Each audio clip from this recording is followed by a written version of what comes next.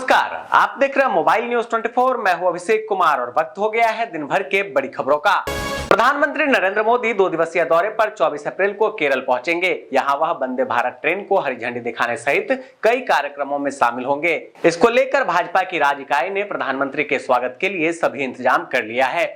संयुक्त राष्ट्र महासंघ द्वारा जारी एक रिपोर्ट में यह दावा किया गया है कि जल्द ही जनसंख्या के मामले में भारत चीन को पछाड़ देगा। यूएन ने अपनी रिपोर्ट में यह भी कहा कि भारत की आबादी जल्द ही 142.86 करोड़ का आंकड़ा छू सकती है।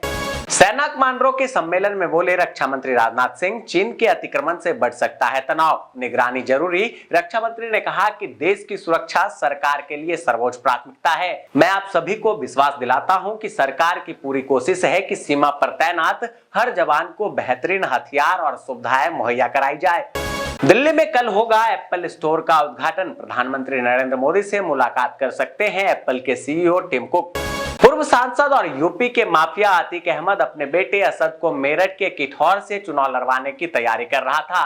अतीक ने इसको लेकर अपने कई करीबियों से बातचीत भी की थी और वह लगातार असद को मेरठ के दौरे करने की सलाह देता था। टीएमसी के सीनियर लीडर मुकुल रॉय के बीजेपी में जाने की अटकलें तेज है। उन्होंने खुद केंद्रीय गृह मंत्री से मिलने की इच्छा जाहिर की थी। इतना ही नहीं, सोमवार रात मुकुल रॉय दिल्ली भी गए थे। इस राजनीतिक उठापटक के बीच पश्चिम बंगाल की मुख्यमंत्री ममता बनर्जी का बड़ा बयान सामने आया है। ममता बनर्जी ने कहा कि मुकुल रॉय बीजेपी विधायक है और यह पूरी तरह से उन पर निर्भर है कि वे टीएमसी में रहना चाहते हैं या भाजपा में जाएंगे। साथ ही उन्होंने मीडिया कर्मी से कहा कि आपको उनके बेटे शुभांशु से पूछना चाहिए, जिन्होंने गुमशुदगी की शिकायत दर्ज कराई है। केंद्रीय गृह मंत्री अमित शाह ने दिल्ली में हो रही एंटी नारकोटिक्स टास्क फोर्स के कॉन्फ्रेंस को संबोधित करते हुए देश को 2047 तक नशा मुक्ति करने को लेकर प्रतिबद्धता जाहिर की। केंद्रीय गृह मंत्री ने कहा कि यह हम सबको ख्याल होना चाहिए कि इस साल आजादी का अमृत महोत्सव मनाया जा रहा है। मोदी जी ने लक्ष्य रखा है कि 2047 तक भारत ड्रग फ्री स्टेट होना चाहिए। साथ ही उन्होंने कहा कि भारत सरकार को यह सुनिश्चित करना चाहिए कि नशे के खिलाफ लड़ाई में सबको साथ रहना होगा। बाहुबली अतीक अहमद और उसके भाई अशरफ मामले के बाद सहम गया है मुख्तार अंसारी। लखनऊ कोर्ट में कड़ी सुरक्षा होने के बावजूद पेशी पर नहीं आया। प्रयागराज से कांग्रेस के पार्षद प्रत्याशी राजकुमार उर्फ रज्जू भैया ने अतीक अहमद को बताया शहीद, भारत रत्न दिए जाने की मांग उठाई तो पार्टी ने 6 साल के लिए किया निष्कासित। उधर अतीक का खास गुर्गा 50,000 का इनामी असद कालिया को भी पुलिस ने किया गिरफ्तार।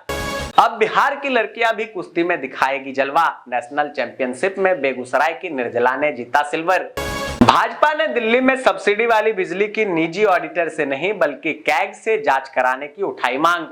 पंजाब के मोगा में रिक्शा चलाकर गुरुदेव सिंह की किस्मत चमक गई है, जहां गुरुदेव सिंह को बैसाखी बम्पर की 2.5 करोड़ रुपए की लॉटरी निकली है। हरियाणा के कैथल पिहोवा वार्ड नंबर 14 निवासी 63 वर्षीय सतीश कुमार को पूछताछ के लिए एसपी कार्यालय में बुलाया गया था, जहां उसे हार्ट अटैक आ गया।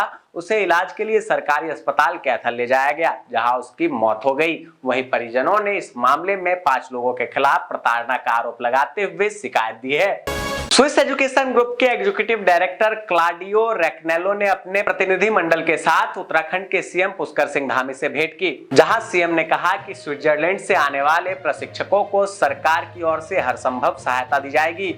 सरकार की नियोजन नीति के विरोध में बुलाए गए झारखंड बंद का पूरे प्रदेश में दिखा व्यापक असर। सुबह 8 से दोपहर 4 बजे तक थम सी गई जिंदगी। दुकानों में लटका दिखा ताला और छोटे से लेकर बड़े प्रतिष्ठान भी रहे बंद।